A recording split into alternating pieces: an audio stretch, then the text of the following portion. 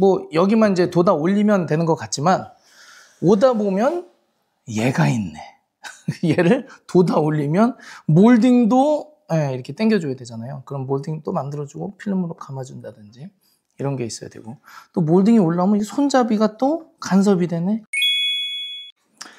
여러분 반갑습니다. 미더오빠입니다. 오늘 오포에 있는 현장이고요. 여기 이제 45평 정도 되는 아파트 현장입니다. 그래서 여기는 오늘 목공하는 날인데 특별한 것보다는 제가 오늘 좀 전달해 드릴 사항이 하나 있어요. 그래서 그거 좀 전달을 좀 해드리려고 하는데, 여러분 이게 방과 방을 중간에 가벽이 있으면 넓게 쓰고 싶어서 한번 터볼까 하시는 경우 있잖아요. 그래서 그럴 경우에 어떤 걸 좀 체크하시면 좋은지 한번 그거에 대해서 좀 말씀을 드릴까 합니다. 한번 시작해 보도록 하죠. 화면을 돌려볼게요. 자, 일단은 이제 여기는 입구예요. 입구 이렇게 쭉 들어가잖아요. 그럼 벌써 이제 문을 털어놨어요. 문을 털어놓고 이렇게. 그래서 지금 방이 첫 번째 방, 그리고 이제 두 번째 방.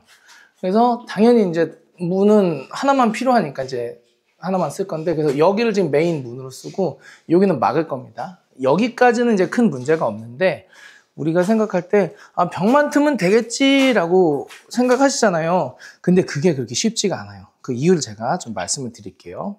일단은 하부 푹 파입니다. 이런 식으로. 이렇게.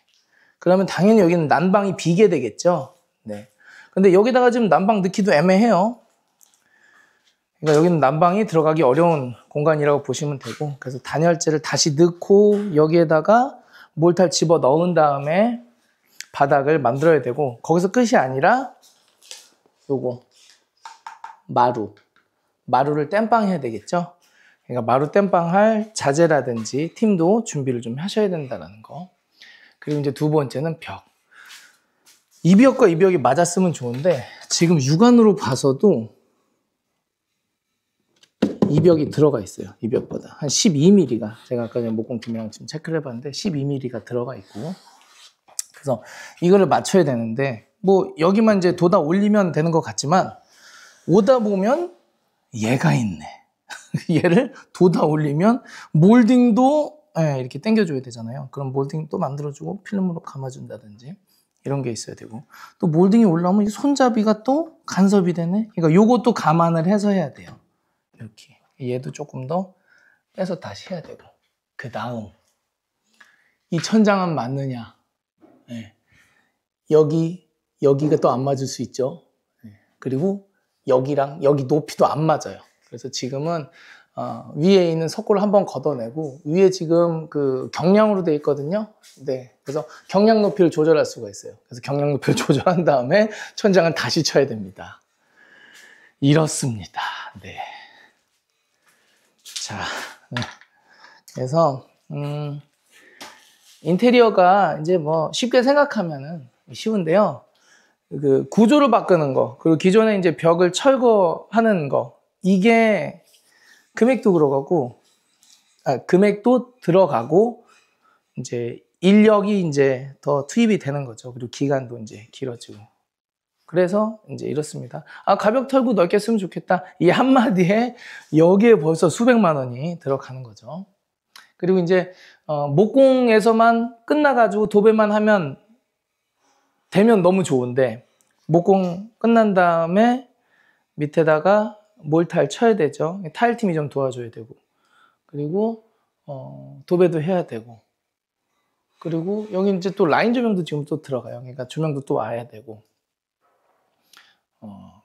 필름팀도 또 와야 되고, 그러니까 여러 가지 지금 일들, 프레임 돌리려면 지금 좀 전에 말씀드렸던 그 샤시 프레임 땡겨가지고 해야 되잖아요. 그러니까는 한 팀이 들어와서 철거한 다음에 뭐 한두 팀이 와서 마감하면 참 좋은데, 그게 아니라 철거한 다음에 그 다음에 네다섯 팀이 들어와가지고 마감하고, 그리고 뭐 마루 같은 경우에는 지금 땜빵을 해야 되는데, 똑같은 모델을 넣는다고 해도 이게 색이 좀 변색되어 있을 거 아니에요. 그러니까 이런 것까지 감안을 한다면 벽 하나 터는 거 쉬운 건 아니다 라고 보시면 좋을 것 같고, 그리고 이제 우리가 저런 인방, 손가락 가운데 있죠. 요걸 인방, 제가 인방이라고 그러는데, 요걸 털어가지고 멋있는 스텝도어 아시죠? 검색 한번 해보십시오. 스텝도어 많이 나오니까. 스텝도어를 하고 싶다. 그러면 어떤 문제가 생길까요?